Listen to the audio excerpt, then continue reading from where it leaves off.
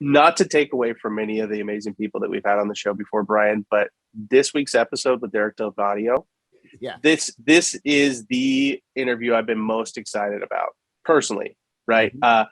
When you first talked about Derek's work, one of the first things I did is I looked up a video that he did for Charlie Melcher's thing, The future storytelling, yeah. right? And I didn't know about Derek's work, but I watched that video and I watched that video over and over again. And I watched it because what he talks about in it, and we can put it in the notes if anyone wants to see it, but if you just type in Derek's name and future storytelling, you'll see the video. Is what he talks about is how, magic used to be about, opening up people's eyes, right? And at some point magic turned into tricks. Like how do you trick people? And I watched that video and I watched it over and over. And I think you were still down at the conference and I was texting you. I was like, have you seen this? Do you see what he's talking about? This guy is talking about, he's trying to diagnose the same type of problems that we're always talking about. Like what happened? When did stories go from this innate gift of survival information that human beings used to like move the species forward to how much popcorn can we sell? Like, how did that happen? Yeah. And so then I started getting really into Derek stuff. And then you told me about his movie in and of itself, which I highly recommend. And you're like, it can't be overhyped. Yeah. And I was like, okay, cool. And I tried to see it at this film festival thing. It sold out. I finally saw it on Hulu. And I haven't been that impressed with a piece of work. I don't know. I'm trying to think of a time. I know. It just blew my mind. And then I got his book that just came out, A Moral Man. If you haven't read it, it's fantastic, which is more of like a biography. Long story short, Derek is operating at a whole different level than the vast majority of artists out there. And the fact that you guys have the kind of relationship that he would come on the show is massive. And so I'm just trying to set this up for the folks that maybe haven't seen Derek's work. Pay attention. This guy's special and what he's doing and where he's going. He's like, you use an example of breaking the 4-minute mile. He's breaking the 4-minute mile and you should be paying attention. So for you, why did you want Derek on the show? And what are some things that you think the audience should be looking for? Well, Derek, he's a real thinker about what he does. And I think as craftspeople, it's rare that you meet somebody who thinks about the craft in a way that is similar. And it's kind of like what you're saying, like he's trying to solve all the same problems we are, like he knows some illusions and he's good at illusions. Calling him a magician isn't fair to what he does. Unless you mean more than tricks, right? I mean, he's a magician in a very different way, in a bigger, broader sense, and which I love because people don't understand that a magical experience, a transcendent experience can be designed. It doesn't just have to happen. You can design it. You can design it to happen. And that it's his piece is well designed and he is an unbelievably thoughtful creator of his work. And just like a lot of people I'm lucky enough to know and have on the show, just a sweet, cool human being on top of all of that. And I think that comes through in his work too. Yep, absolutely. Yeah. Perfect. Awesome. Here we go. Let's see what Derek has to say.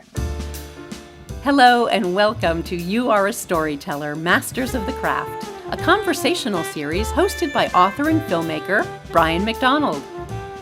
In this episode, Brian is joined by writer, performer, and magician Derek DelGaudio, creator of the cathartic theater show and Hulu special, In and of Itself. Derek shares how his mentors helped him see the importance of developing curiosity and why he believes vulnerability is the key to truly connecting with his audience. First of all, you don't like to be called a magician, correct? No, I'm fine with that. I just it's a matter of what we're talking about, I guess. Right. It changes the context of the conversation pretty quickly. So it just depends, really. Right. Okay. That makes sense. So, well, like for instance, when we make your card for the show, what should we say? Like your title. What would your title be? It's up to you. Okay. Creator, artist, performer, writer. I don't know. I mean, magician is fine. Whatever you want. I've stopped caring. Sure. It seems to be impossible to try to get people to call you anything other than what they want to call you. So, That's interesting. it's like they can't. It's hard for people to see past what they know. And so if they think I'm a magician, they're not wrong for thinking that. Mm-hmm. I am, but I don't know. It changes things because like saying a magician wrote the book that I wrote doesn't really convey what that book is. Right. Or saying a magician made the show that I made doesn't really convey what that is. It's not fair to the work, really. It's not me so much. It's just not fair to the work. I get that. And so it just changes the context around it. Mm-hmm. Like I'm never introduced as a writer. When talking about my book, I'm never introduced as a writer. Oh, interesting. Ever. Never. It's not, we're here with writer Derek DelGaudio who wrote a book. Right. We're here with magician Derek DelGaudio who wrote a book. And I couldn't have written it as a magician. Like, right. Yeah, it's not possible. So, well, you can write whatever you want. It seems like you occupy a space that people don't have a word for. That was the goal, I guess. Right. But here's what I will say, and this is one of the things I noticed. I would say is that I think we think of our jobs in the same way. Okay. And you can tell me if I'm wrong and tell me to take a hike, but this is what I think. When I think about storytelling and the job of storytelling, and when I think about it in sort of tribal contexts, that person who was the storyteller for the tribe was almost always also the shaman. Yeah. Right. So they were the healer and the storyteller, but they were also the magician. Right. And those three jobs belong together. And I think once you take one out and pull it apart, it lessens that job. So if you're a storyteller without the magic, it doesn't quite work. Something's wrong. If you're a storyteller without the healing, there's something wrong. And when you marry those things, you get something like what you got in your show. Yeah. Does that make sense to you? It does. I do understand that. It's not a intentional or intellectual practice for me of like thinking about it that way, but I absolutely understand what you mean, and I do agree that all of those components are what makes something transcend into something else. And that's what I strive for. Yeah, I don't know if you've read much about shamans and how they worked and how they work, but I was reading a book once about shamans because I was writing something. And they said something really interesting, that the anthropologists who were studying the shamans saw that they used sleight of hand sometimes. And when they saw that, they decided, well, they're charlatans. Mm-hmm. From the shaman's perspective, what they were always trying to do was to open people's minds by showing them something that they thought was impossible. And it made them believe that the impossible was possible. You can heal from this disease. Right. Right. We know placebo can work for people. Right.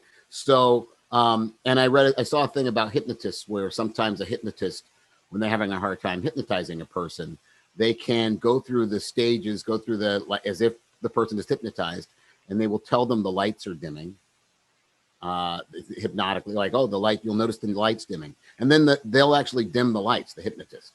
And when they do that, the person's like, I must be hypnotized. It makes them more susceptible to being hypnotized. They're less resistant. And so they were using, shamans were using illusion to get at a truth. Yeah. Which seems very much like what you do. Yeah, I mean that's the goal for sure. Mm-hmm. I don't have a lot of thoughts on that because I hadn't considered it that way. But yes, that is what I set out to do, is use illusions to point to greater truths. Mm-hmm. So so you'd always been writing, correct? Oh, in your journal anyway. You'd always been writing. Yeah, I don't know what I'd call it writing, but definitely spilling out ideas and getting ideas on a page in some chicken scratch form or another. But yeah, I've always tried to expel ideas, Mm-hmm. certainly. So here's my deal. So because as a kid with dyslexia, I think this is one of the things that happens when you have dyslexia. There are lots of things, and I mention it all the time on the show. People are probably sick of it, but one of the things that happens is, in order to understand things, you have to break them down. Okay. Break them down in these simple components, which allows me to teach. That's why I can teach, because I had to break it down so I can understand it myself.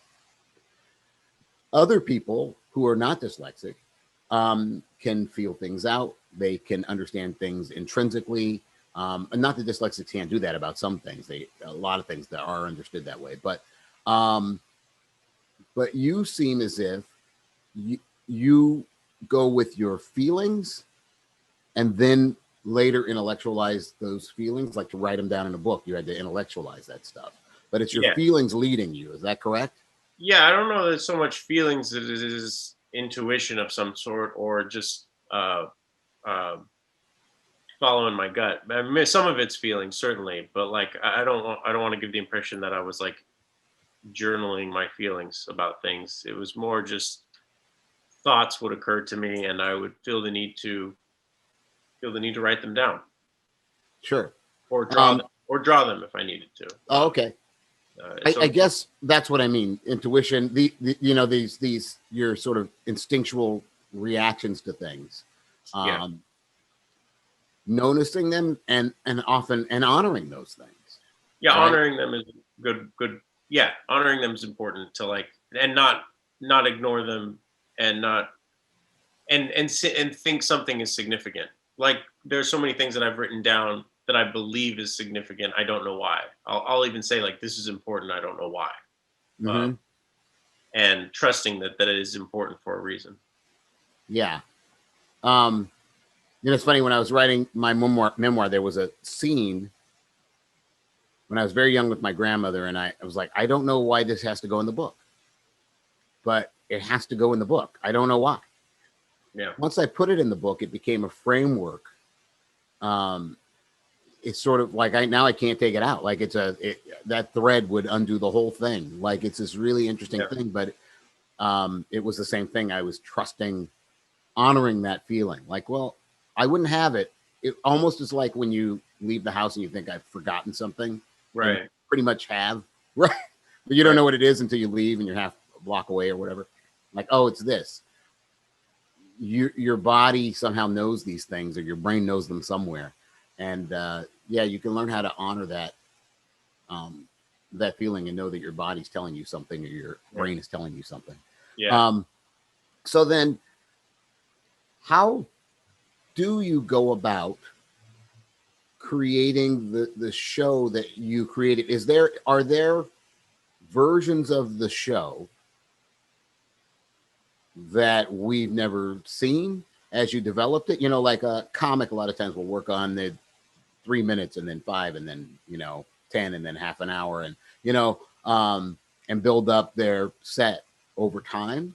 Or was this almost fully formed as a thing?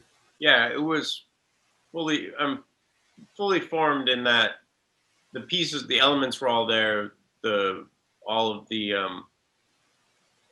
It got better over time, but the first time that I did the show was the first time that any of the material came to life. So there was no like, let's try this out and change it the next night. It was more of a put it all out there, see what works, and do that, and you can make minor adjustments, but it wasn't until like from LA to New York, there were changes. But a friend of mine saw it, and his comment was, in New York, he says, it's twice as good and I have no idea why. Okay.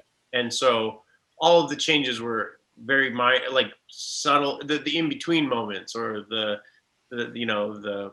little rearranging of things here and there, the editing process, and just kind of tightening and focusing and polishing rather than changing. But the show got better, but it didn't, it was kind of what it was, and then just became a better version of that over time.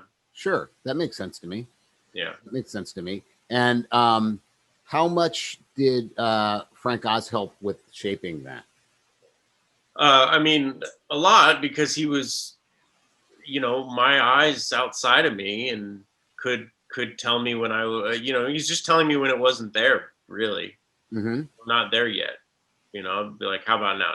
We're not there yet. And it was just that, so that he helped set the, the benchmarks. And so, like, even if I thought we were, I would think that we were further along than we were. And he just has had so much more experience. He knows when a thing is really a thing and when it's not there yet. And so my experience is obviously a lot less than his, but my standards are just as high. Right. As soon as I know that there's more mountain to be climbed, I'll climb it. Mm-hmm. But he also was very conscious of not having it not be too intellectual. It was a very intellectual show, at least the first iterations of it. When I first started, like, it was all in my head, not just in terms of how it manifested, but how I performed it, because it was like riding a bicycle while building it at the same time. And so the performance was very heady. Like, I was in my head because I had to think about so much, and like the show wasn't in my bones yet. So that, like, I still had everything in my head. And it wasn't until New York, when I had done the show and I had like that part, I understood I could go out there and do it physically, like literally had the ability to do that, that we could focus on the internal narrative and of myself and the audience. And that's a very nuanced exploration. Yeah. And that, that's where Frank really enjoys getting down to like the details of how to bring a thing to life, and to have it transcend from a show to something else, which is what I always said I wanted. And he was like, okay, I'll hold you to that. Mm-hmm. And so he helped, in that regard completely, of helping it transcend to be something else, Sure. That gets me thinking about mentors in your life, teachers in your life.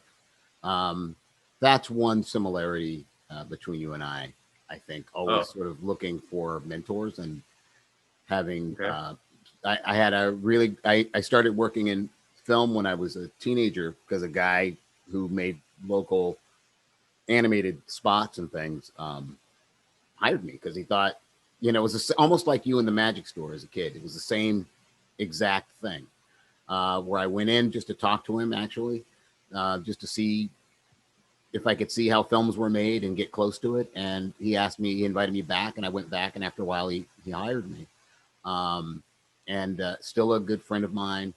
And I don't know where I would be if he hadn't taken me in. I didn't do well in school, and I was also in bused to school, and so there was a lot of racial stuff, and it was not a pleasant environment for me. Right.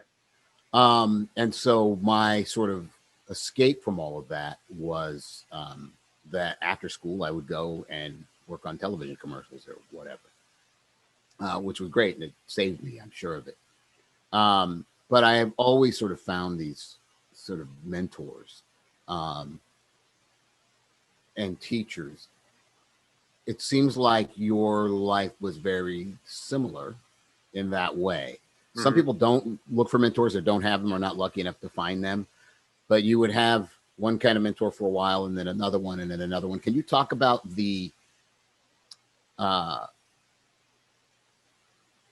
was that on purpose? Was that not on purpose? Did that just happen? And what did each of those mentors teach you that helped you become the person I'm talking to right now?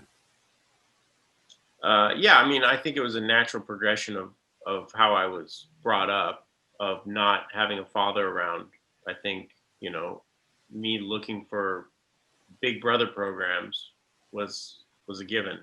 And the first one I had was with sleight of hand.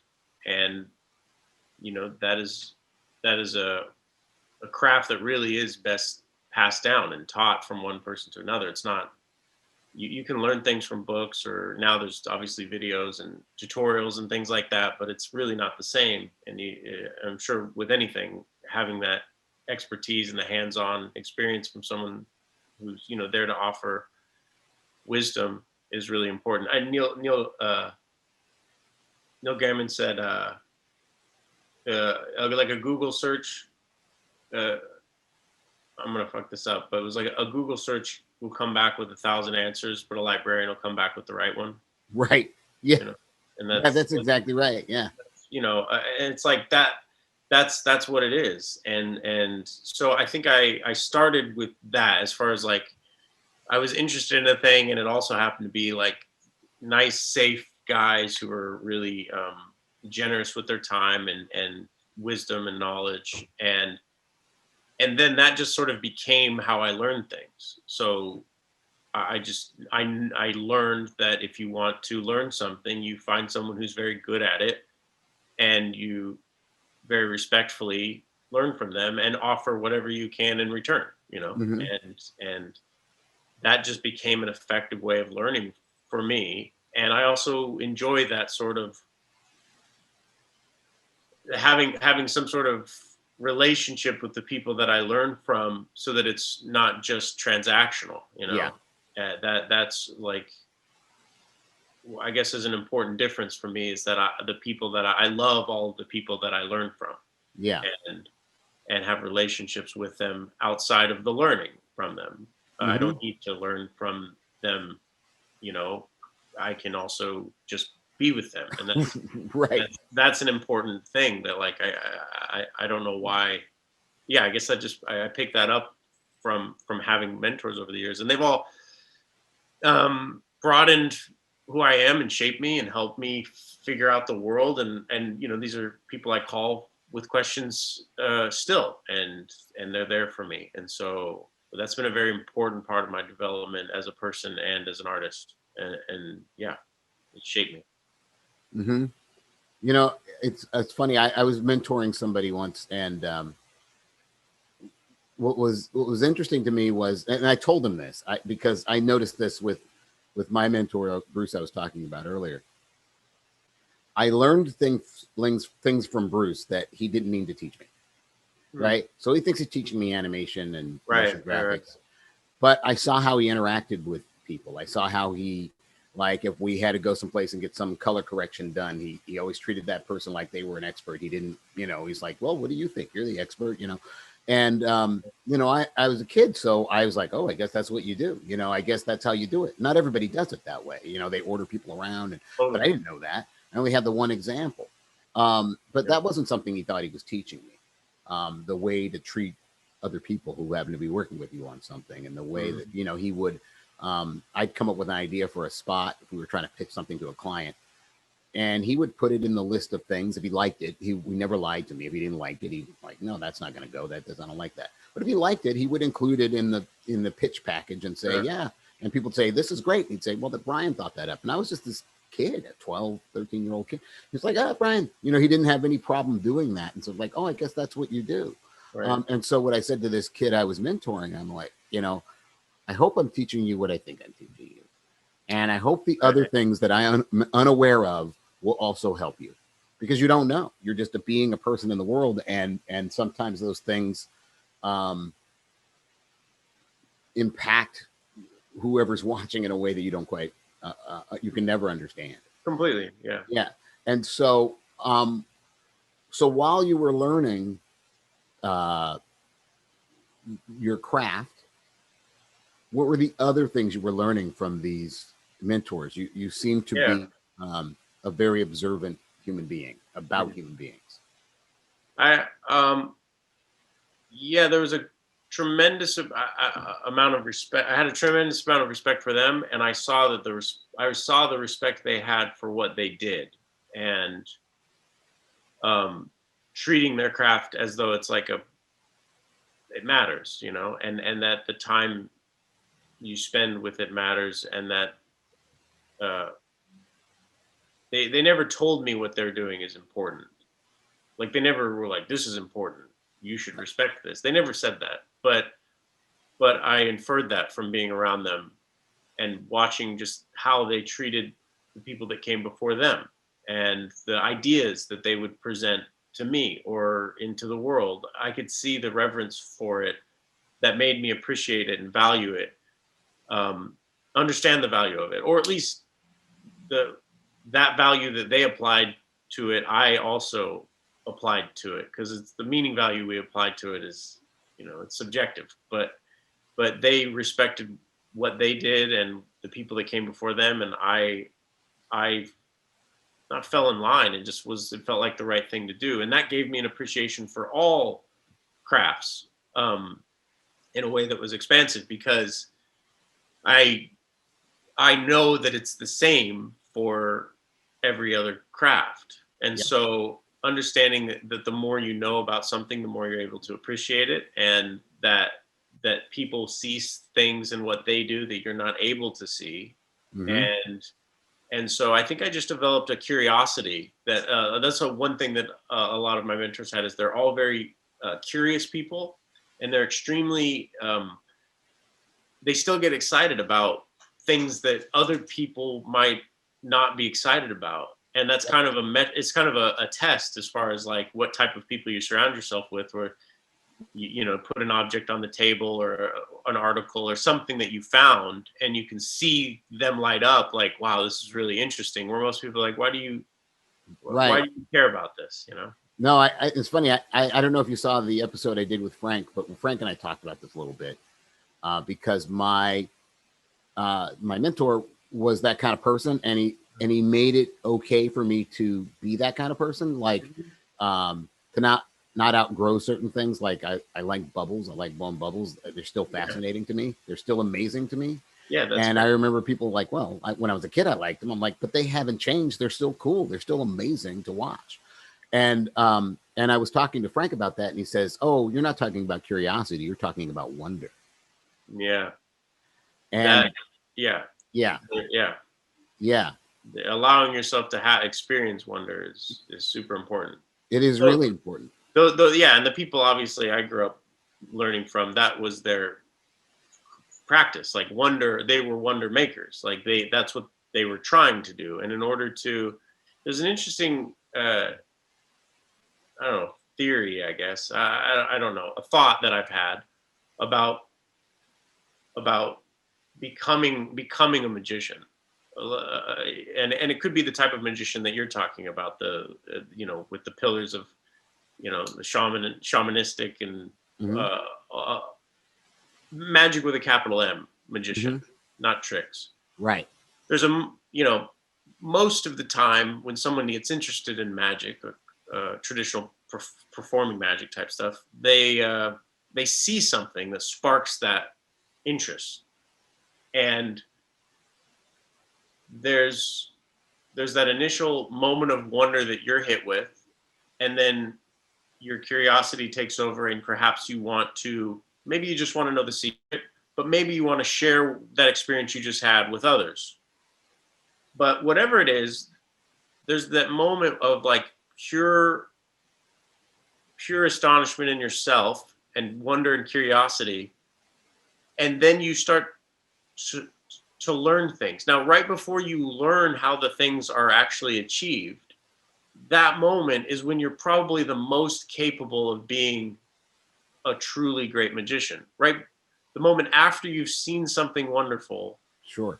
and then decide that you too want to generate wonder before you've learned how to, that moment before you've learned how to is the moment where you're most likely to be a true wonder worker, because the second you start learning how these things are done, the intellect takes over, and you start to become, I think, unknowingly cynical about what's possible, and the knowledge starts to replace that feeling of wonder, and it makes it hard to access it. It makes it harder to experience that wonder once you start learning how things work.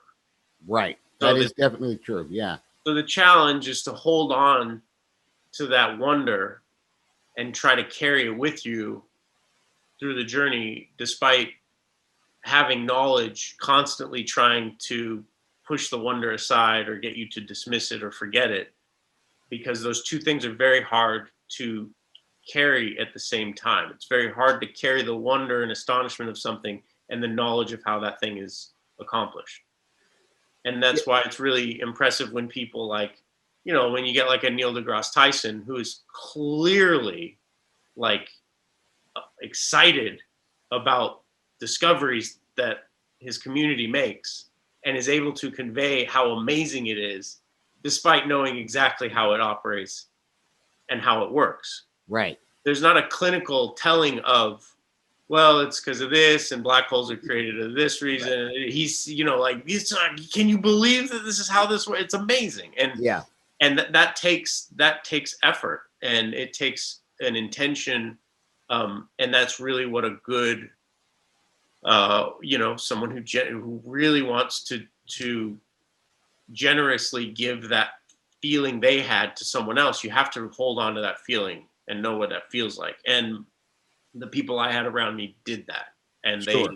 they held on to that wonder, and they couldn't help but when they delivered things to me, messages or lessons or just talking, you could sense that. And they didn't, again, that's another thing, they didn't try to teach me, but I could just take it from them by being around them. Yeah, it's funny. I think about that kind of thing often, and I'm using the term magician in that broader sense that I was talking about with story and all of that. But I'd often say that,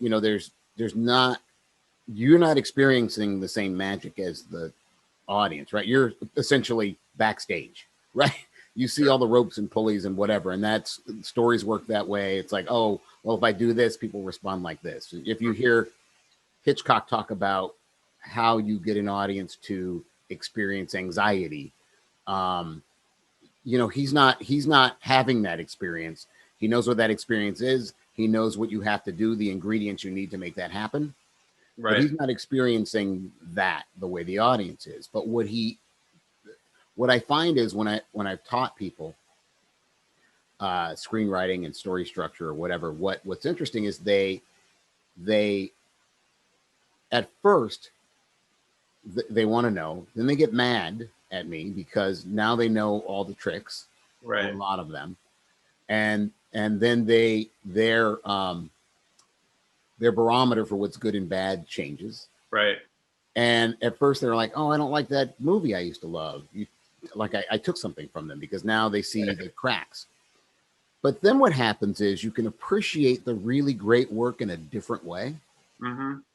When you can become a real fan of the craft, and that becomes the magic part. Right. Did you see how well that was executed? Of course you didn't, but I do. And that's amazing what just happened right now. I know it doesn't look like anything, but what just happened is amazing. And so you can shift where that wonder lives in a way. Yeah. You saw my EG talk, and that was, I'm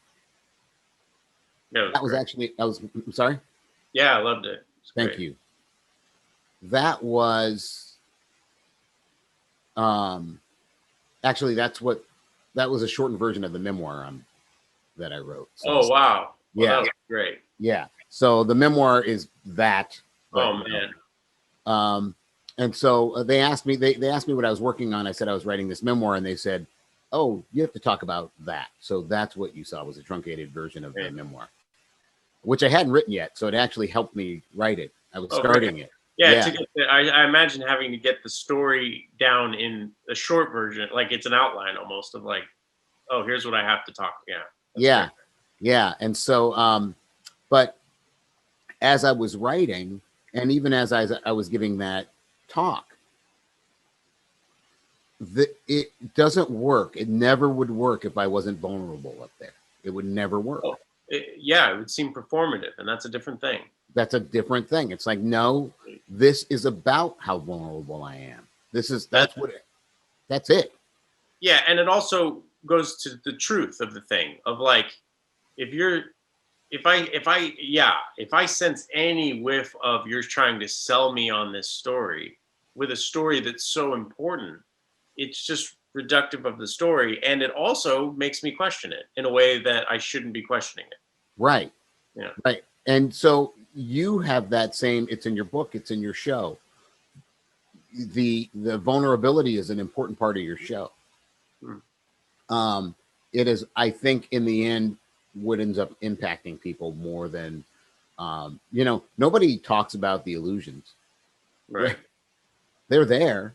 Well, they're astonishing, but they talk about the feelings that get evoked by the illusions. Right. They'll talk a little bit about the letter, like, I don't know, I don't have any idea how. Sure. But mostly when I hear people talk about it, they talk about the feelings. And I think that you being vulnerable, it's like it gives permission to them to be vulnerable. Well, it's two things. I mean, it's more than that, but off the top of my head, there's two things that come to mind.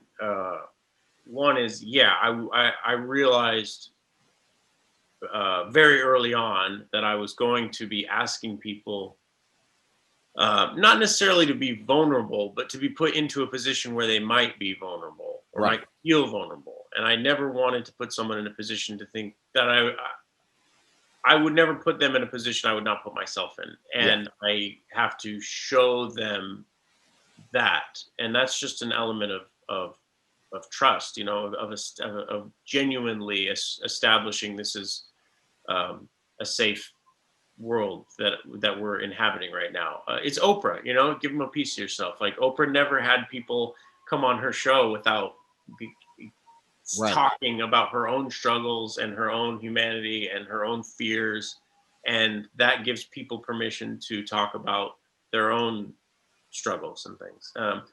But there's another element, which is that I know people think that I'm a liar just based on them thinking I'm a magician. Right. And so there's an added, I have gone, and maybe too far, to great lengths to establish, like to be honest, to establish that what I'm doing and saying is real, and these things are really happening. I'm not trafficking in lies. These things are important to me, and I feel like perhaps there's some compensating going on of like, I'm going to be extra honest with you because I understand how you think of me or what you might think of me. A friend of mine, Jelani Cobb, who's a brilliant writer, he writes for the New Yorker, and he's actually the one who pointed out to me that he's like, well, Black people have been modifying their behavior based on how, we think that you're going to be perceived. You're going to be perceived, you know, and it took him saying that for me to realize it. And as soon as he did, it's like, oh yeah, of course. And women do it too, obviously they, I have to act a certain way so that I'm not perceived as the way that they think I am. And and alter our appearance and our mannerisms. Now, being a straight white guy, obviously I developed moving through the world, not not having to care about those things. I try to be mindful of it, but what I did develop was this need to be honest and to have people know that I'm being honest. Right. That was important to me, because every time I got in front of them, I can tell they didn't believe me. And so it was like early on in my career, when I was trying to create work and have people hear it, it was very difficult, because they just couldn't. They couldn't hear a magician say something that mattered, that really mattered. Not like, oh, that was a nice sentiment. Right. But like a genuine statement that actually has weight and gravity. Just couldn't hear it. And it was because of, partially because of the context. Sure. And so I definitely swung heavily towards everything has to be real, everything has to be true, and feel genuine, because it has to be genuine. It can't be the illusion of authenticity. It has to be authentic. Yeah. And so that was a really important thing for me in my work. And yeah, so I never thought of it about like be vulnerable. I just thought, be honest with them. Be honest with them, because in the few areas where you're not revealing everything that you're talking about or doing, that's this is the penance for being able to create the illusions in this world that I want to create. Is everything else has to be true, so that the illusions can be pointing towards the truths, rather than disguising them or concealing them. A couple of things you said there. That one is that you were talking about Oprah, and always, she was always revealing something. And I find that when I direct, that's a really important component. That if I'm asking an actor to go someplace, because they have to go to a real place, they can't, and if I'm asking an actor to go to a place, I will let them know it's safe by giving them a piece of myself in that way. In order to say this is okay, it's safe, and I'll do it too. Again, I can't ask people to go someplace that I'm not willing to go. That's a lot to ask. So that just reminded me of that. But the other thing is that one of my mentors, I never took a class from him or anything like that, but was my friend Stuart Stern, who wrote Rebel Without a Cause. And Stuart was all about, like, his class that he taught. We both taught at the same film school. His class was called The Personal Connection. And it was all about putting yourself on the page. It was all about all those things that you don't want to talk about, those things you don't want to reveal. And I'm not talking about, it doesn't have to be literal, but it does have to be genuine. No, right. I mean, it's the best comic. The best comics are the ones who say the things that, like, you kind of can't believe they're admitting to, and talking about things that I can't believe they're admitting this aspect of themselves. Yeah. What happens is two things happen, I think. One is that the first response is, wow, I can't believe that person's saying this or revealing this. And the other thing that happens, and this is the thing that people don't understand, is that what the very next thought people have is, how did they know that about me? Oh, right. It's true for all of us, is the answer. Yeah. Right. Yeah. How did they know that about me? Right. Right. I think about that a lot in terms of my own practice and how can I be so selfish it's generous? Yeah.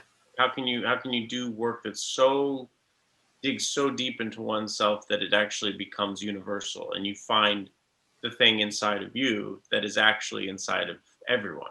Right. because not everyone has the same experience, but everyone wants to be loved. Everyone wants to be accepted. Everyone is afraid of things. Everyone, we all have shared experiences, even if our experiences are not the same. And so I try to dig for what's underneath my story to the human, the human layer, which is it's beneath, or I should say the being layer, which is beneath the human layer. Right. Yeah, what sure. is that being layer underneath the human layer? And that is when you find the universal thread that connects us all. Well, like I think about things you talked about with your mother, and not wanting your friends and people around to know that she was a lesbian because of all the stuff that was coming at you because of it. And how you didn't want people to come to your house, and all of that.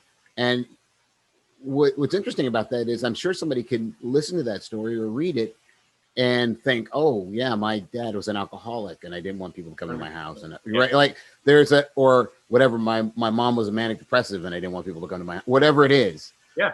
Where they understand it. Again, it doesn't have to be their literal experience. We all hide parts of, we all hide parts of our lives from others, Right. Like that is a universal thing. There's not anyone on this planet who doesn't hide aspects of who they are or who their family is or who their lover is. We all hide things from others, and we all know what it feels like to have things hid from us, Mm-hmm. So yeah, that's a very universal thing. But again, I didn't anticipate on telling stories about myself in the show when I initially conceived of it. That came later. I created the show like a concept album, basically, about identity. And so it was all like variations on a theme that all led back to this, and kind of had the thread of the Rulatista story to tie it all together. But it was very heady.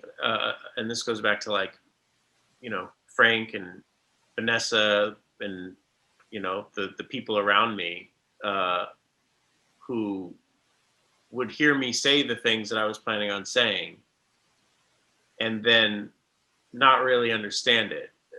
They maybe understood intellectually, but they're like, I don't really see what you're getting at with this, because it was very abstract. And again, I was railing against them understand. I didn't really care if people understood or not. That was how far the pendulum had swung for me, of like, I don't even want them to know what they're seeing. I want them to see a spaceship for the very first time. Mm-hmm. But the problem is they couldn't be on the journey with me without a proxy, without some way to enter the experience and not be removed from it. And so my personal narrative or narratives became a way for people to access things like that. Like I know what it's like to have shame or things that I've concealed from the world, or that's a much easier way to have a discussion with a larger group of people about identity and secrecy and these things. Is a lot easier to just talk about that, about growing up with a gay mom and needing to hide that from friends and things like that, is a lot easier than talking abstractly about secrecy and how that relates to our identity, and then it becomes like a TED talk, which is not right either. So right. So it's finding, and this goes to like storytelling. I've heard you talk about things like this, and like figuring out how to be generous enough so that they understand what you're getting at, but then not sharing too much so that it remains in like a nice space of story and poetics and right. It's finding that balance that is the craft, right? Figuring out how much to reveal and how much to conceal. That's all it's about. It's funny. When going back to the EG talk, there's something that I did there on purpose. If you remember the slides I had, one of the things that I realized was, and I wasn't wrong, it was 98% white, the EG conference, right? Right. Oh man, I think there was a moment where you kind of turned the room upside down. Is that what you're talking about? Oh, I don't know. What are you talking about? There was a moment. There was a moment where it was something about making everyone very uncomfortable. Oh, I said that because it's one of those things where I know people. Oh, you're going to talk about race, and So I told them what I was going to talk about, and then I said, you know, and I don't want anybody to feel guilty. I don't want any of that. That's not what this is about. But I might make you uncomfortable, and I'm okay with that. That's right. That was it. That was telling us that you were going to make us uncomfortable was really great. It was. I don't know if that was what you were going to mention, but I do remember. I remember the the authority in saying that. Like it was really wonderful because it was like y'all need to sit down and take. You need to sit down and listen. Yeah. It was a really take the floor moment. It was really great. But I'm sorry, that probably wasn't what you were going to say. Thank you. No, but thanks. No, what I was going to say was, I think that I didn't want to give that talk. Oh, okay. I didn't want to give that talk because I felt ghettoized in a way, meaning I'm a story expert. Everybody else is talking about their expertise. Totally. And you're asking me to talk about the black guy thing, about my brother getting shot, right? Right. And I didn't like having to do that, and I didn't want to turn down the opportunity to speak at the conference. And so that was a thing they got excited about. So that was the thing I talked about, but I was not that interested in talking about it. That makes so much sense. I hadn't heard you mention that, but that makes so much sense. Yeah. So I felt like, I thought, well, okay, so here's a bunch of people who can't probably identify with the experience. They're used to seeing this kind of thing on the news. They're used to seeing, oh, black guy gets shot. It's almost white noise, right? And so one of the things I did with those slides was, even though I was talking about these things with my brother, and I was talking about racism, and I was talking about how that impacted us and probably impacted the murderer's life, I was just showing scenes of us at Christmas, scenes of us playing cowboys, right? So that the audience could go, oh, that's like me. I've done those things. I spent Christmas with my family. I wanted it to be like all the stuff that separates me from them to go away. Right. And so they could just see two kids. Right. Not two black kids, two kids. Right. Two kids. Yeah. Then they could feel the loss. Yeah, otherwise they weren't going to be able to feel the loss. Right. And so it was kind of that compensation thing. You're like, oh, people expect a certain thing from me because it's me. They're going to respond in the way they would normally respond to that kind of thing. And they would, afterwards there would be platitudes about, yes, we have to do something, but, but it wouldn't have been real. I had to make it real for them. Right. That's an important distinction though, of like thinking like a craftsman and an artist as opposed to just a truth teller, because you could have gone out and just told the truth, but you also thought about putting the truth inside of them, which is right.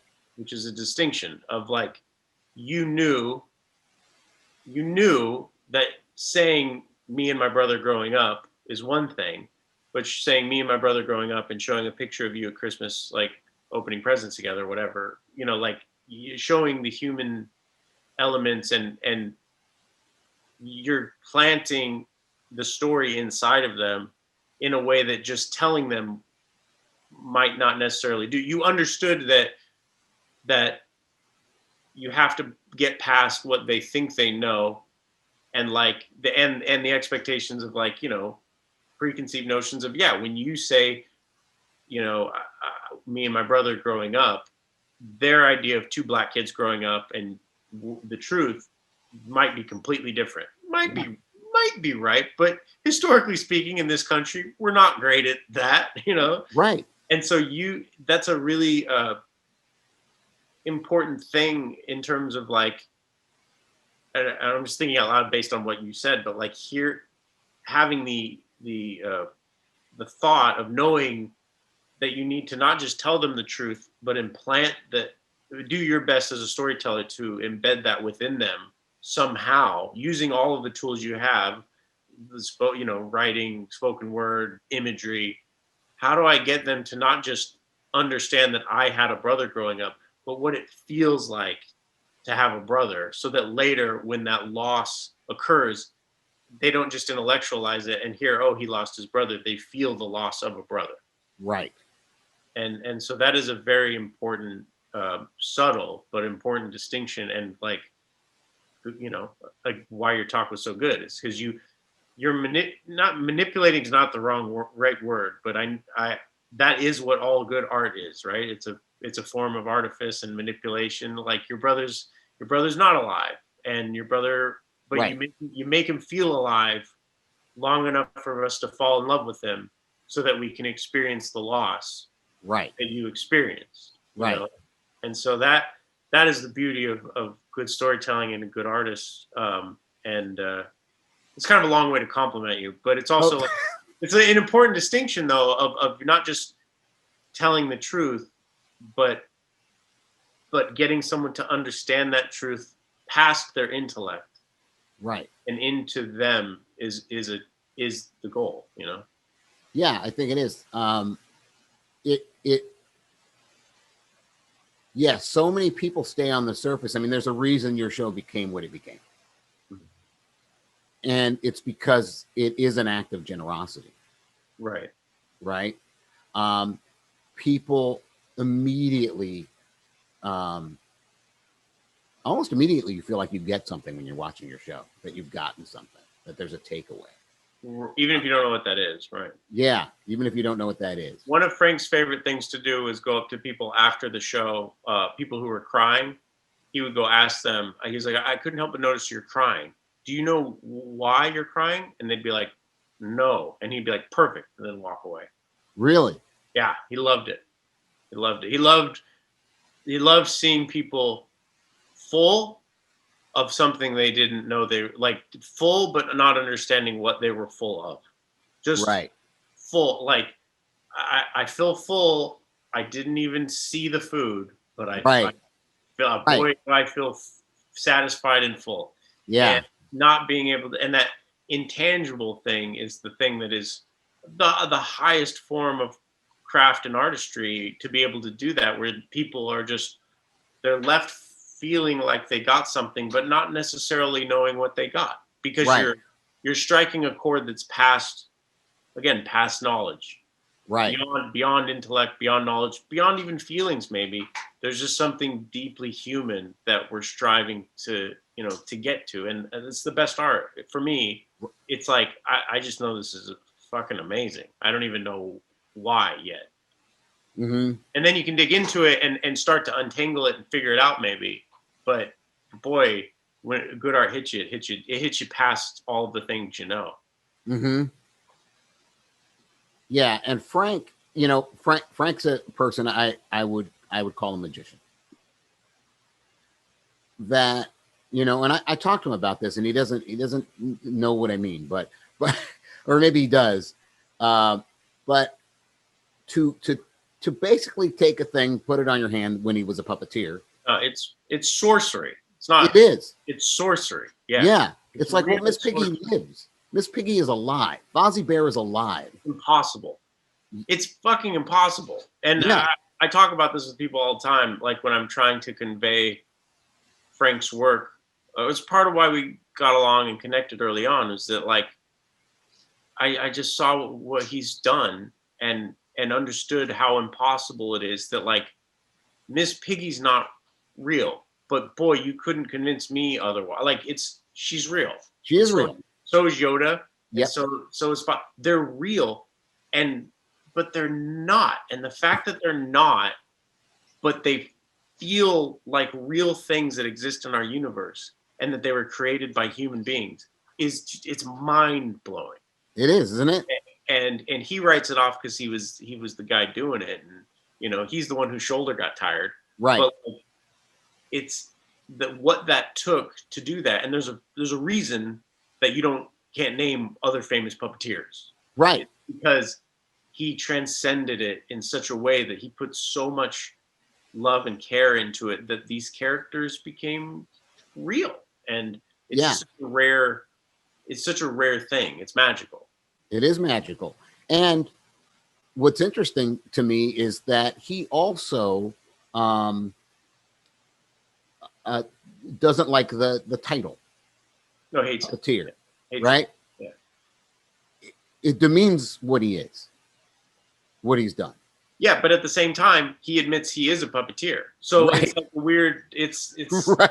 it's the same. It's the same issue with magic. It's also the same issue with writing. Like I think that writers, everyone struggles with it, of being like just one thing, you know. And like a good writer who's able to really write something that it fills us with so much wonder and whatever. It's like what it takes to do that is not just like sitting down and doing this. There's so much more to it. So I think that it's just it's the frustration of having of being flattened to being something so basic and pedestrian, when really the people who are really out there doing it in a way that transcends their medium, there's not really a word for that. No, there isn't. But you can also recognize it in others in any field. When you see it, you go like, oh, you're another thing. You're on another level. You can see it. You can there. Yeah. Yeah. It's a game recognizes game thing. Yeah. You know what I mean? Like you can Yeah. you can see it. You can you it doesn't have to be your craft, right? Right. That's why this is called Masters of the Craft, because I'm talking to all kinds of people and they don't all do the same thing, right? I'm not talking to just screenwriters. I'm not just I'm talking to all kinds of people who I think have mastered their craft, whatever that craft is. And I think ultimately what I'm looking for is sort of the Venn diagram, right?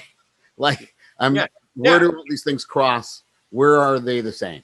Totally. I get that. And I was just watching, there was a Fran Lebowitz thing on Netflix. Mhm, And there was a segment where Spike Lee was interviewing her. Yeah. And he brought up Michael Jordan. Right. And I think it was, he called him an artist, maybe? Or I think he did. he called he was like, you know, do you think an artist can be in sports like Michael Jordan? She said no. Mm-hmm. And Spike's face was kind of like, what are you talking about? Like, Right. what are you talking about? Yeah. And I think Fran Lebowitz, from what I can tell, is obviously a very smart person, and opinionated is sort of being opinionated is sort of her thing. Mm-hmm. But there was her ability to be dismissive of Michael Jordan.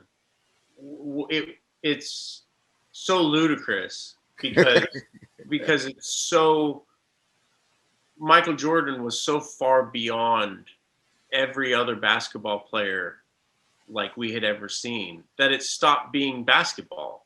Mm-hmm. Like it would just be, he was something, he was a basketball player, but that just feels wholly inadequate to describe Michael Jordan as a basketball player, you know, because you can only just say, oh, it's Michael Jordan. And because so like whatever, and that sports isn't a craft, right? But it's a Right. thing people learn how to do, and they try to get good at it and do it. And is it a sport? Sure. But like, boy, clearly when the right person is in the right lane, in the right car, where they got all the right things together and they're just put on this planet to do what they're doing, it becomes something else. And to deprive whoever that person is of that genius, Right. regardless of their field, Right. is ridiculous. And that's sort of like, that's Frank. I think of Frank is that, like, to call him like a puppeteer is like, yeah, that's true, but you have to put that into context and like look at the playing field and look at all the other players and like, where does Frank sit in that, you know, Yeah. in that, you know, on that team, and there's just something magical that happens, and it's why we get excited about things when we see someone who's doing the thing that they're put here to do in a way. And Mm-hmm. and I think Frank was put here to bring things to life, you know. Yeah. And he believes that too, and Yeah. it's clear from his work. It is clear. And so yeah, I don't know how we got off on that tangent, but No, that's fine. That's what this show is. but yeah, It made me think too about my friend Glenn Keane I was talking about, the animator, right? Like he does what Frank does, right? I mean, there are other Disney animators, and there's some great ones, but there's something that Glenn brings of himself, and when you talk to him, there's a way that he thinks about things. He's a very thoughtful, feeling person about what he's doing, and so he is those characters when he's animating them. He is the Little Mermaid. He is her. You know, his are the characters that everybody goes, oh, sure, he did that. He did the Beast in Beauty and the Beast, right? Like the Beast. So this was the Renaissance of Disney era. Yeah, this is that. It's him. Yeah, it's him. I mean, I shouldn't say that. I don't want to. No. It was the magic sauce of, like, you had Alan. Was it Merkin or? Yeah, the songwriter and songwriter. There was a group of people at that time. They were the right people. Right. Yeah. But I think Glenn, you know, was certainly one of the star players, right? Yeah. And to hear the way he talks about these things, these characters, you know, when he was doing the Beast, he would be sore at the end of the night because he had to imbue it with, and I've done this when I the last couple of things I've written, I feel like I had to put a piece of my soul into the piece, and it had to be ripped out. Right. It had to be ripped out. That's important, though. Like, for me, at least in my work, is I'm really not effective at doing things I don't feel like they have to be done. Like in and of itself, had to exist. Just had to, and it was in me before it existed. I'm like, This show is in me. I have to carve it out. Yep. I felt the same way about. I didn't feel that way about the book until I did, and I was looking for. I had the story. Mm-hmm. I knew the story. I was like, but why? Why do I need to tell this? And as soon as I understood why I needed to tell it, I was like, oh, well, now I have, like, now there's no choice. There's not even a choice then. Right.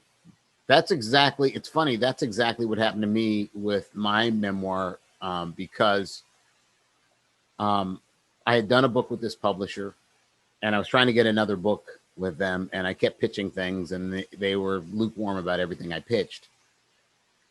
And then the editor said to me, he goes, well, you know, if you do a memoir, we do well with memoirs. We could do something with that. I'm like, well, who am I to write a memoir? Who cares? Who cares about me? Like, who cares? And he's like, well, I'm just saying that's what, and he said, well, maybe there's something you can do about you and your brother. Maybe there's something like that. I was not into it for the same reasons I didn't want to give the EG talk. I didn't want to do it. And then I thought about it. Well, how could I do it? When I found a way where I could be honest about all of, especially the racism stuff that happened to me in my life, and be honest about that and the feelings about that, and about the dyslexia and all of that, and somehow not make it about me. Right. Somehow I had to make it not about me. I had to make it about something bigger than me. Once I figured out how to do that, then there was a reason to tell it.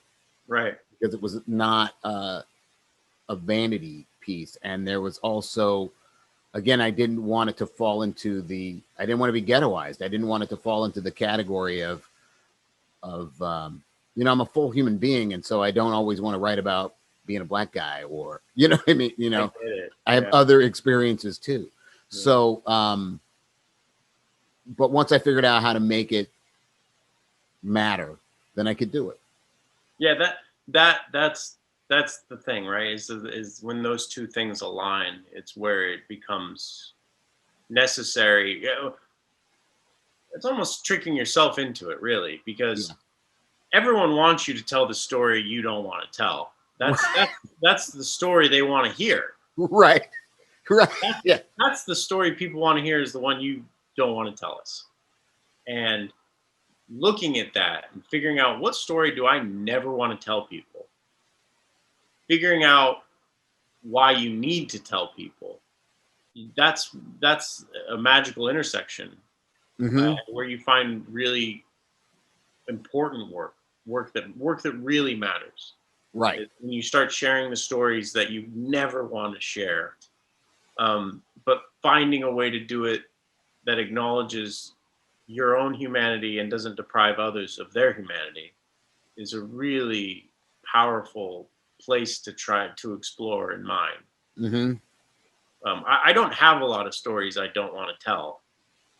This was the book was really that was the story. I'm like, I really am not. This is not something I'm terribly proud of. Right. It's informed me. I don't regret it. Right. I've never once regretted it because of how much it impacted me as a human and revealed things. Do you want to, for people who haven't read the book, do you want to say what it is that Oh, sure. In my 20s, I worked as what's known as a bust-out dealer, which is a professional card cheat. Someone who uses sleight of hand to cheat players in a card game. So I wasn't there for myself. You're hired. You're in service of the house, the people who are running the game. But this was something that I did for a brief period of time in my 20s. And how I got there was kind of circumstantial, extremely circumstantial. It's laid out in the book. And but there's an element of, I practiced this thing my whole life up until that point. I became good at a thing that I would never really use, which was, I learned how to cheat at cards. Right. Without really the intent of cheating at cards. I was interested in sleight of hand, and the most difficult sleight of hand, and to me, the most nuanced and beautiful sleight of hand were the sleights that I had seen in the gambling world, because they simulate real actions and the stakes are much higher in a very real sense. So it's an elevated form. It's in terms of, you have to be very good at it because there are consequences if you're not. Right. At least in theory. So it was a very I romanticized that branch of the tree that I was exploring.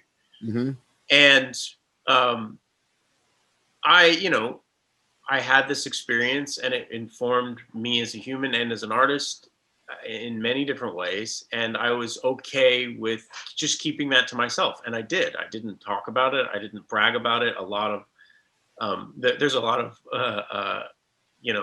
people, magicians and things who like to trade on that idea of, oh, you'd never want to play cards with me. And, I'm a right. rootin' tootin' card cheat and all that stuff. And, the ones who talked about it the most were the ones who usually never Right. did anything. Really. Right.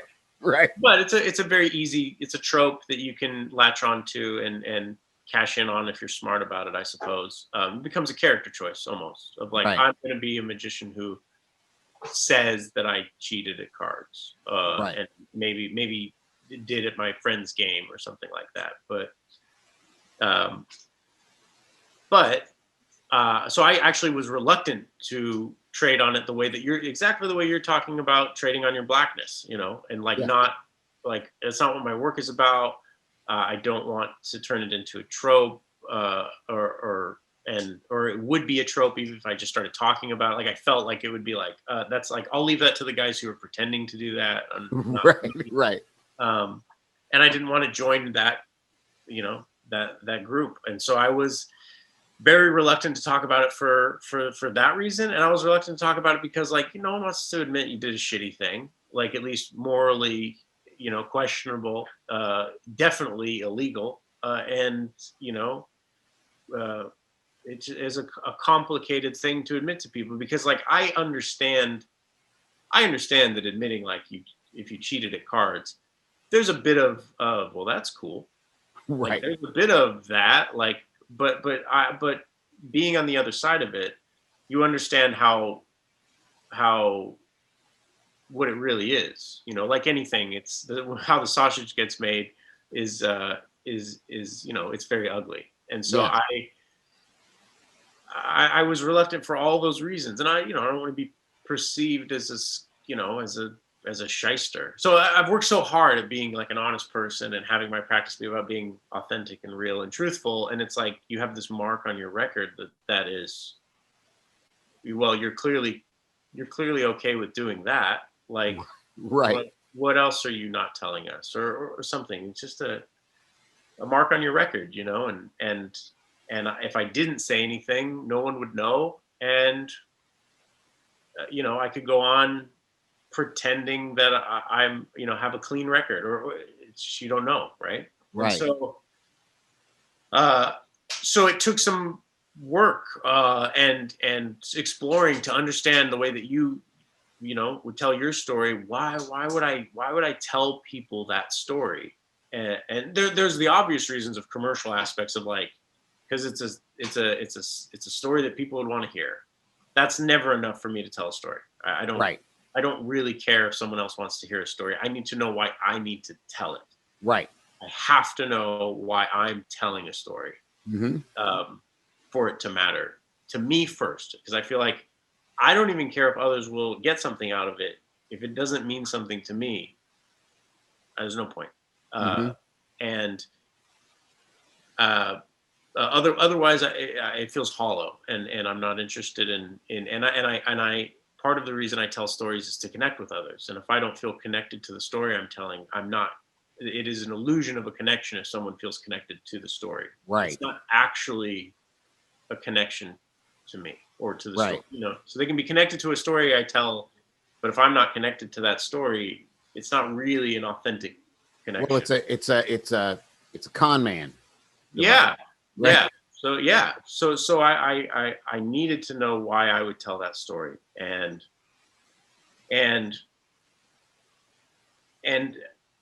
when I realized that what I experienced, and I just started talking about it casually with friends, people I'm close to, colleagues or whoever, friends like you, who I would tell the story to and then reflect on or talk about what I witnessed there.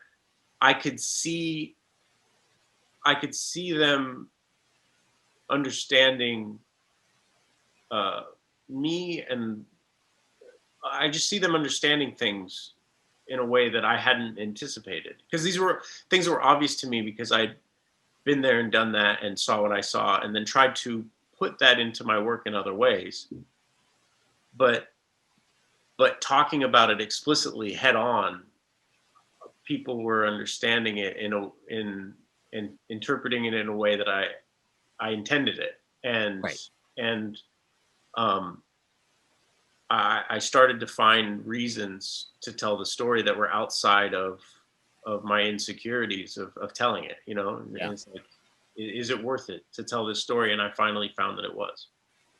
Yeah. In my memoir, I talk a lot about dyslexia. Right, do you consider it a memoir? Because I struggle with that word a lot. Not for the same reasons of, like, the show. I just, when I maybe I was brought up to think memoirs were like a life story, like a whole life story. A whole life. Yeah, kind of. Like, I feel like this is like this book is a chapter of a life, Well, and I maybe I don't know the definition well enough. I would call it a memoir still. Yeah. I don't know. I feel like I understand that. Okay, go ahead. An autobiography, which used to be the word, seems like that would be a whole life to me. That makes sense. Yeah. Yeah. At least it makes sense in my head. I don't know what the actual definitions are. That's the only definitions we need right now. That's okay. Okay. But so again, this is something I've talked about on the show before, but the reason I talk about my dyslexia is because for a long time I wouldn't talk about it. Because in a lot of people's minds, it's a learning disability, which they are now finding that that's not a good way to categorize dyslexia. Because as it turns out, people with dyslexia have some deficiencies, but there's like a trade-off, and they have all these kind of amazing other abilities. Sure. So Einstein was dyslexic. And people who aren't dyslexic hear that and they say, oh, he overcame his dyslexia to become Einstein or to be Einstein. It's like, no, he's Einstein because he's dyslexic. Sure, that makes perfect sense. Right? Yeah. Leonardo da Vinci was dyslexic. Walt Disney was dyslexic. John Lennon was dyslexic. Right? Once you go down the list of people who were dyslexic, Steve Jobs, you start to go, well, clearly this can't be a disability. There's something else going on there. It's a different way to process information. That's all it is, right? It's you need to find other ways to process information. You develop different pathways than other people, workarounds and shortcuts that you may not gain if you're going down the linear path of education. Right. And my guess is, this is another thing, my guess is that it was selected for because in the wild, there is no reading and writing. Right. Doesn't Wow. exist. Right. So how would dyslexia show up? It would only show up as a different way of solving problems. Yeah. Hey, wait, this person has an idea how to kill a mammoth. Right. You know, like you want different kinds of thinkers trying to solve those kinds of problems. And my guess is that there are a lot more dyslexics than they thought before. So I have a feeling it was selected for because there's no way for it to show up in a pre-literate world. That's really interesting, and there's no way to prove you wrong now. So that's, I mean, that's really, yeah. So, but when you're a kid, when I was a kid too, they barely talked about it when I was a kid. Like people barely knew what it was. Right. Growing up in the 70s, they didn't talk about it. Growing up in the 70s and being a black kid with dyslexia is even worse because I think because people who are inclined to think you aren't bright, right? Well, you prove that you can't spell, you're having a hard time reading, right? You are proving their stereotype. You are reinforcing their stereotype. I mean, I got to a point where people just almost refused to teach me. Wow. Yeah. And so anyway, but there's all this shame around it and embarrassment around it. Everybody else knows their timetables. Why is this so hard for me? You know, there's all this embarrassment and shame around it. And everybody I know who's dyslexic has that still. They walk around with it all the time. Right. Doesn't go anywhere. You learn how to live with it. It's like grief is like this. You learn how to live with it. You just have a place you put it, but it doesn't go anywhere. Right. It's just part of the stuff you carry with you now. And I was at I got to meet Robert Benton, who's a filmmaker I really admire. And Robert Benton wrote and directed Kramer versus Kramer and Places in the Heart. Really, really, really good writer and director. And I got to meet him once, and before he was going to give a talk, I got to meet him, and then in the green room, and then I went out and listened to his talk, and I didn't know he was dyslexic, and he talked about it. He talked about feeling stupid, and I was like, oh, I know what he's talking about, and I think, well, he's Robert Benton. Like what? But he talks about feeling stupid, knowing he was stupid. Right. And I have seen people respond when I say I have dyslexia, like, but you're so smart. How can you have dyslexia? You know, it's like, well, it's not what you think it is. But I know that for some people, when I say that, that is how they're going to see me. Right. You can see a shift sometimes. But when I saw Robert Benton talk about it, it made me feel better. He was somebody I admired, somebody I knew was clearly smart, very good at his job. And I thought, oh, that's my job now. I have to talk about it. I can't not talk about it. Right. Yeah. It doesn't matter how it makes me feel. Now, it's gotten easier over time to talk about it. It's still not really easy. It's just easier. I suppose that'll just keep happening. It'll get easier and easier and easier. Yeah, but that's what makes it generous, is that it costs something. Exactly. Right. And I just thought, well, if I can do for other people what he did for me, then that's now that I am aware of what it does, I have to do that. and that goes back to the thing of like you talking about being performative on stage, talking about your brother. Is that like if you were comfortable talking about it, it's kind of like, yeah, like you're not, you know, Right. It off your back, you know. Right. No, it's yeah, that's exactly right. It's you have to give something of yourself. And that's in all forms, I believe, of storytelling. In that, like, what are you uncomfortable talking about, and then finding a way to talk about it, because there's so much there. And you know, look, I don't know what the whole operation of all this is, all this in life. I don't know, you know, who knows? But I do know that one of the things about art, and whichever medium or form it takes, it's a way to connect and to feel less alone and to remind us of our shared humanity. And the, you know, the whatever you feel uncomfortable about is the thing that binds us. And sharing that in a way, whether it be literally just sharing it or transforming it into something that, in, you know, putting it into work of some type, you're telling people effectively that they're not alone. And when they find it and they recognize it, they're going to tell you you're not alone. Yep. It is. That's what else are we here for? You know, other than to remind each other that we're here together, you know? Yeah, I think that's definitely true. You know, when you, it's interesting what happens when you reveal something. In fact, there's an improv game where it's sort of an early stages of improv when people are getting to know each other. And so one person, maybe you've played this game, I don't know, but one person, you know, you're in a group and one person steps out from the group and they say something about themselves. So they'll say like, I had an alcoholic father. Okay. Then the people who had alcoholic fathers gather around that person.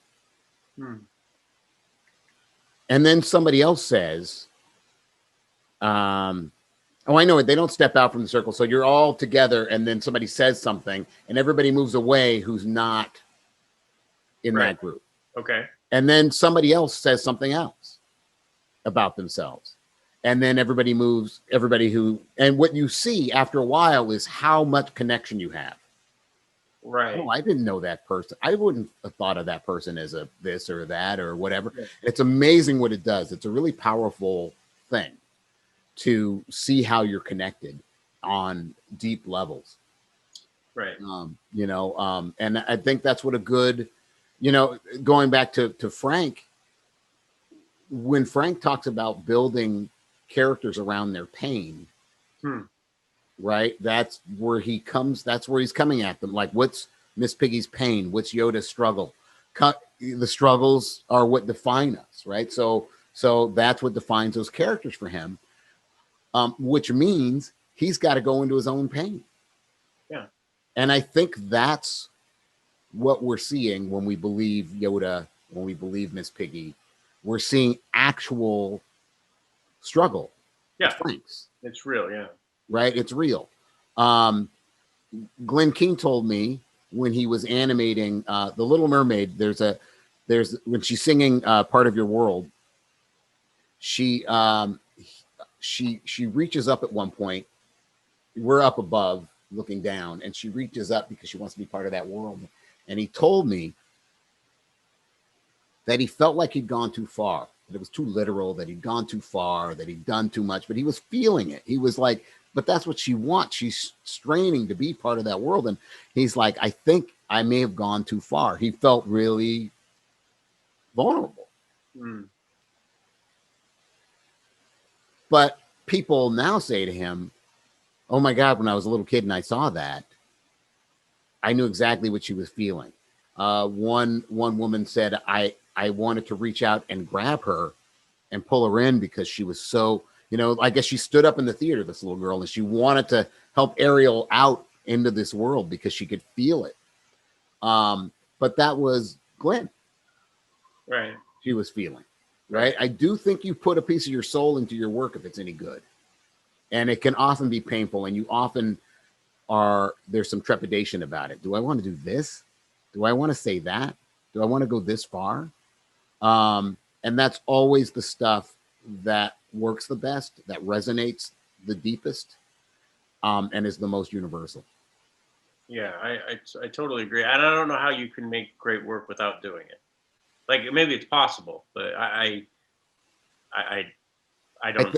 I think you'd make superficial work. It Yeah. would be, Marlon Brando, he used to test directors. So, He sure tested Frank. oh, right. That's right. Yeah.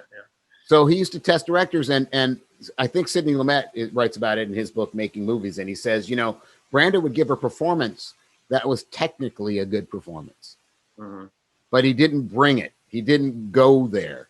So he would do it. And if the director said print, he knew he couldn't trust that director. That makes sense. Doesn't it? That makes perfect sense. That's why maybe that's why I always trusted Frank, because he never said print.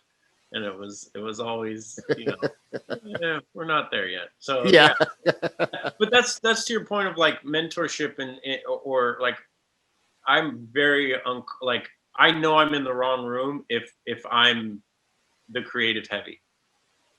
Like I feel like I like being not the heavyweight, Right. in the room. I like being in the room with the heavyweights and being like, I got a long way to go to catch up to these guys. Yeah. That's when I feel like have an opportunity for growth and exploration. Not to say that like being a mentor and a teacher isn't important too. I still like being challenged and pushed and having people around me. I know that I'll get the best work when I'm around people who are, talented and brilliant. Oh yeah. Yeah, 100%. That feeling of being around people like, should I even be in this room? Right. It's always, if you're in there, you probably should be there. But that's a hard thing to think about yourself often. When I've been in those rooms, I thought, really, should I be? Do they know I'm here? Sure. Like you're going to get taken out because you're not, legitimate. But it's the only time actually I don't feel imposter syndrome when I get a job or I don't have that feeling. I think I've had to work too hard and nobody's ever given me anything I didn't deserve. So I don't have that feeling of imposter syndrome. But the time I do feel it, I think, is when I'm around people whose work I admire so much. Right. That's when I feel it. I'm like, you think, when Glenn Keane asked me to help him with his movie, I'm like, you're Glenn Keane. I don't know what I can bring to your thing. Or when the first time I lectured at Pixar, I'm like, why do they want to talk to me? Like, they're fine. They don't need me.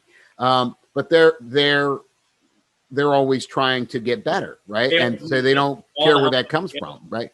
Yeah, Pixar is a perfect example. Like they need all the help they can get at all times, and because like they're constantly, it's Sisyphus for them. They're always like, that's why their projects take as long as they do or did. Like they just knew it wasn't good enough yet. Like Right. They're always like, this isn't good enough. This isn't good enough. This isn't good enough, and they just keep pushing until it gets there, and then it's like, all right, now it's good enough. But yeah, they what a great example of, and it's probably like, we might be past the glory days of Pixar. I don't know. I don't know enough about that world. I know with like Pete Docter there, it's like they're in good hands and he's such a brilliant guy. But like to create what they've created, we watched all of their movies over the pandemic, kind of with the refresh of like, it had been a while since I hadn't seen some of them and been a while since I'd seen all of them. And it's unbelievable how good their films are. It's like they're so right, and just like, oh, that's how you tell a story. But knowing how much goes into that, how much they put into that, and how they need to have guys like you come in and talk to them. Like it's a constant effort to improve, and it's not like they're geniuses, but they're human geniuses who just know how hard you have to work to make a good thing. Right. So it's really just like it's a good it's good that they also let people kind of see behind the curtain, because otherwise it would be like, well, you just be a genius and just work out for the Right. No, it's like a job that you have to go to, and every day story, Yeah. think about character, think about story, think every single day. Yeah. It's a And, boot and camp. they're often looking for that vulnerability in their work. They're often trying to find that. That's the thing I think they're best at, actually. Yeah, Even the pieces where I think the stories aren't as good as some of the other ones, of course. I think they always go for an emotional truth. Yeah, and you can see that especially in like that's passed down, like it's handed down. I'm sorry, I forget his name, but the animator from Pixar that you had on your Ronnie Del Carmen. Ronnie. Listening to Ronnie talk, it was so clear that like there's untraditional routes of like becoming an artist or creative type, and where you just kind of learn on the streets or whatever by doing. And then there's like kind of this institutionalized version of it where like knowledge is passed down literally like from one person to another, whether it be from school and then you get into the program at whatever animation studio and then you work your way up the ladder.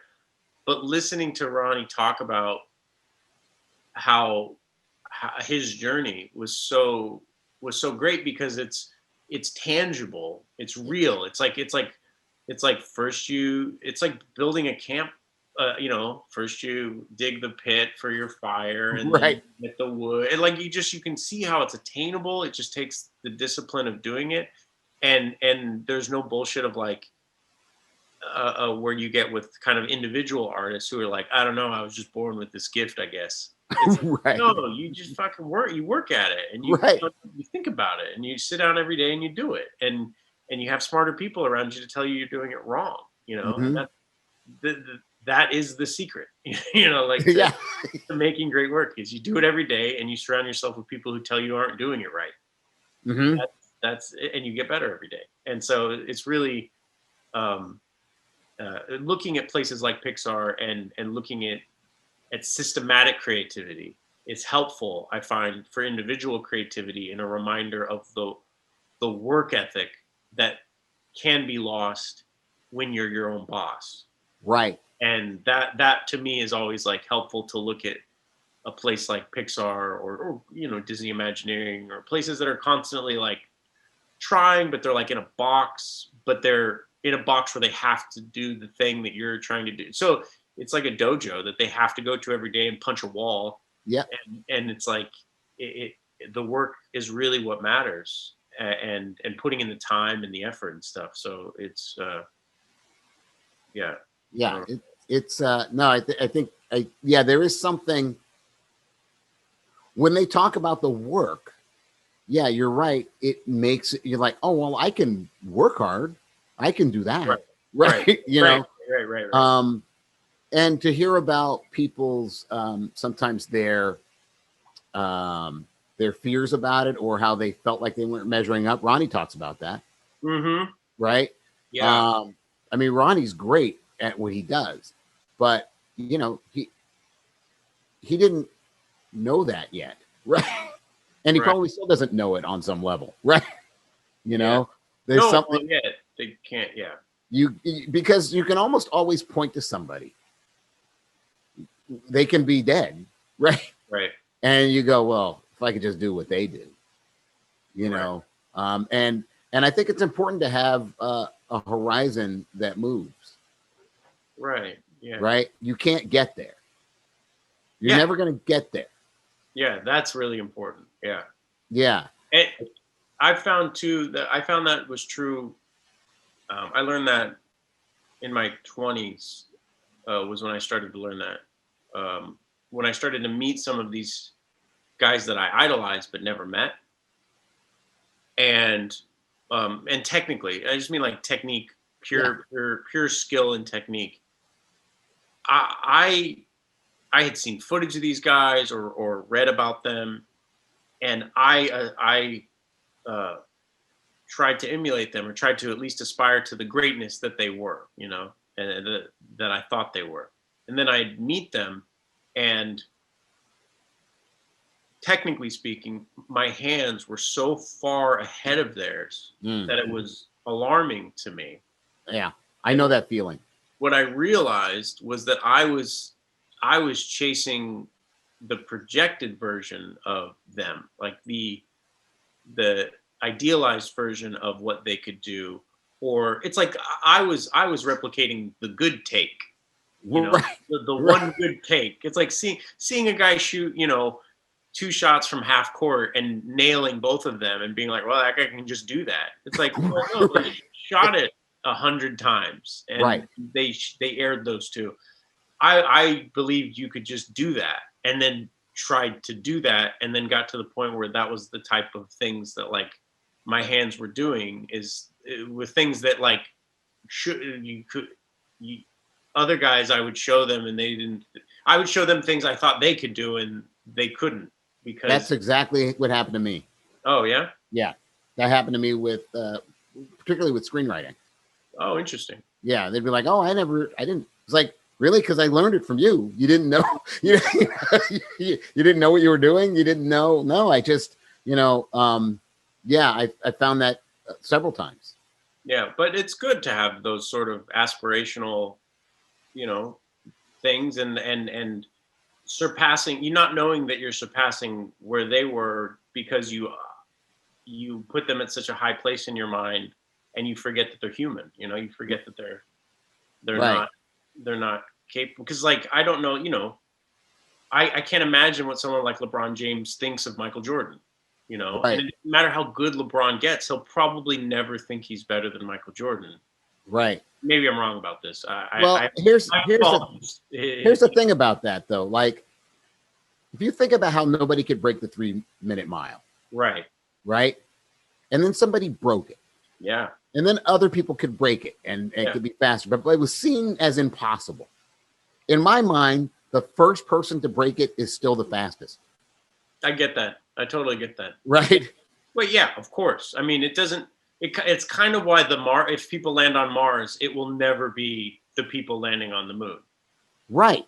Because that was so, and to that point, if you watch Ken Burns's Brooklyn Bridge documentary, which is, you know, talk about storytelling. Oh yeah, he's great at it. Yeah. There's a woman who was at the opening of the Brooklyn Bridge who lived long enough to see the moon landing. Wow. And so yeah, she was old by the time it happened, but she watched the moon landing, and everyone was you know, oh my God, we landed on the moon.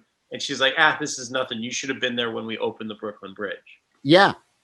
Because that leap of building that bridge was so far beyond our comprehension of engineering and what's possible, that when it happened, people were walking on water. It was aliens, you know, had built something for us. And then so the moon landing was like, you should have been there. And I think the Mars landing will be the same. Like, you should have been there when we landed on the moon. You know, I often think about that when, my friend Stuart, his family had been in the movie business since the beginning of the movie business. So his uncle was Adolf Zucker, who created Paramount.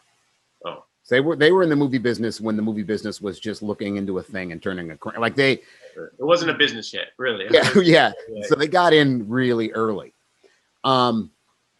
And in fact, he had Stuart had uncles and cousins and stuff that would they would build like a theater almost like it was a train, and then they would show train footage, and his uncles would like sort of shake the theater that they were watching, you know, so that people felt like they were on a train. And you know, but in the early days of film, people they weren't used to seeing pictures move. So if a train was coming at you, that train was coming at you. Sure. You know, they were going to get wet if there were waves. And I think, we can never have that experience. Like, nothing could be as amazing as being the first people to see pictures move. Oh, I agree. I mean, it was the death of magicians. That was the thing, you know, if we were to look at a timeline and go like, when did magic stop being relevant? It was the invention of the moving picture, because there's nothing more magical. Like, you can't do anything more magical than what we could do on film. And so, and we can show it in a dozen places at once. So it was an instant replacement for the modern magician. Yeah, it's true. But it forced magicians to change. No, it didn't. I mean, I wish that was true, but yeah. I think it's true to some degree. It might have been a slow boat, you know, turning. They're trying. They're now they're realizing other things need to happen. I mean, the real, you know, there have been benchmark breakthroughs and stuff, but it's usually like individuals who make it about something that's larger than the effects. Here's what I'm going to say about you. You broke the 3-minute mile. Oh, thanks.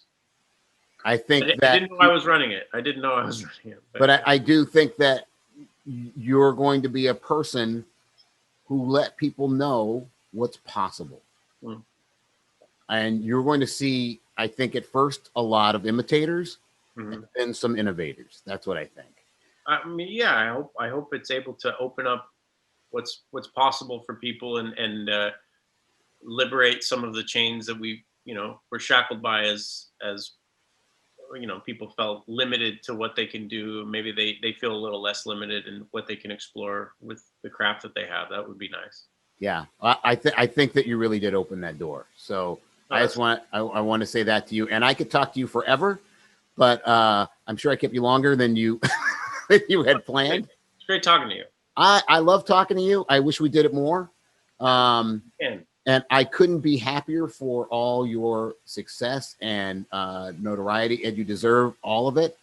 And it really couldn't happen to a nicer human being. And the little bit I do know you, I got to know you a little bit more reading your book, and I just it's like I really like this guy, and that was true from the first meeting. That there was something, just a genuine, kind, thoughtful human being. Well, I appreciate that. This wasn't an official stop on my press tour, so like I'm only here because of you and the respect I have for you and your work and who you are. So I appreciate you saying that. Oh, thank you, Derek. Yeah. Thanks for doing this. Oh, no problem. And you know, I can't wait to talk to you again. Yeah, I can't either. All right. Well, thank you, Brian. So thank you. Thanks for watching You Are a Storyteller. If you have any questions or if there's a topic you'd like us to cover, leave a comment below or email us at hello@beliefagency.com.